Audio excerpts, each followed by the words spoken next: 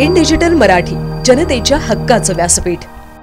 कल्याण पूर्वेतील 100 फुटी चौक परिसरात सायंकाळी एका तरुणावर प्राणघातक हल्ला झाल्याची घटना सोमवारी घडली। 4 ते 5 जणांनी धारदार शस्त्रांनी त्याच्यावर हल्ला केला असून त्या तरुणाचा दुर्दैवी मृत्यू झाला आहे। संदीप राठोड असे त्याचे नाव असून तो महालक्ष्मी नगर परिसरात राहतो। याची माहिती मिळताच पोलीस घटनास्थळी दाखल होत तपास सुरू केला आहे। तर भर चौकात हत्या झाल्याने परिसरामध्ये भीतीचे वातावरण पसरले आहे।